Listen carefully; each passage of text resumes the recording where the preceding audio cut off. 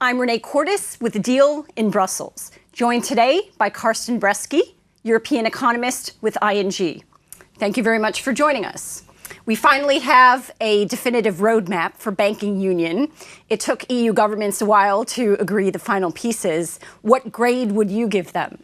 No, I think I would give them a B or a B+, because if you look at it, it's a good achievement. They are clearly no overachievers, but if you look where we started from a couple of years ago, we didn't have anything. We even didn't know the word banking union, and right now we do have a banking union. We have European bank supervision done by the European Central Bank, and at the same time we finally have a European resolution mechanism, so a European institution which is able to unwind banks. And by that we've moved very closely to the US model, where we also have a kind of a federal resolution mechanism for failing banks.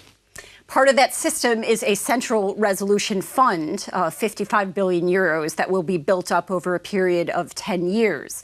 Until that fund is fully capitalized, what happens if a bank today goes under and we need a quick weekend rescue? Do we have the capacity to deal with that?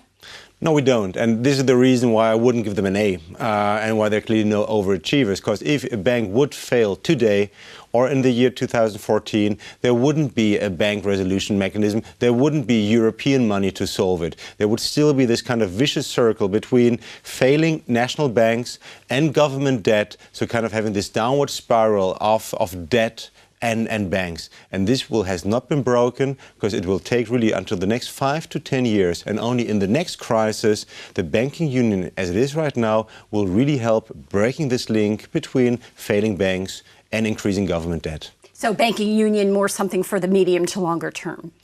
Banking union is clearly something for the medium term. So that but don't forget where we're coming from. We didn't have anything. We had many flaws in the setup of the monetary union, and now, really step by step, policymakers are repairing these mistakes. And banking union is one part of repairing the mistakes of the past.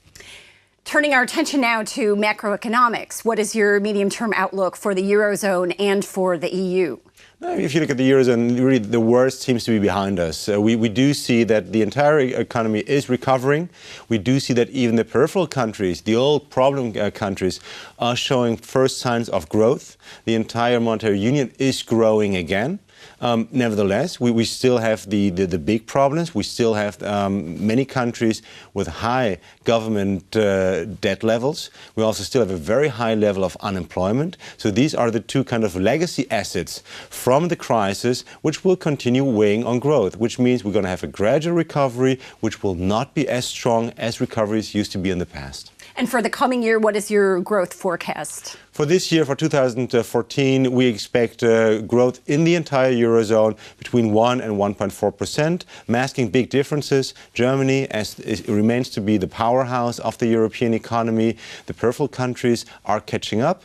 And the two countries I'm worried about the most are France and Italy, number 2 and number 3 of the Eurozone, which still have to go through structural reforms. And I think structural reforms in the beginning always come together with economic stagnation.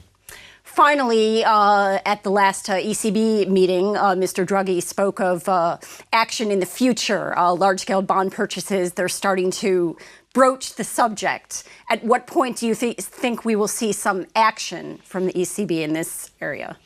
I think, to be very honest, we won't see any ECB action. In my view, it's a big bluff. Mr. Draghi is gambling because he knows that the low inflation that we're having right now is rather positive. We have low energy prices, low food prices, and he said it himself in the fantastic words of, with low inflation, you can buy more stuff. So therefore, it is positive right now. I think things would really have to go worse before the ECB would use this nuclear option of QE, of purchasing assets in the financial markets, because the Eurozone is not the US, and it wouldn't work here like it did in the US. Thank you very much, Carsten Brzeski from ING. I'm Renee Cordes for The Deal in Brussels.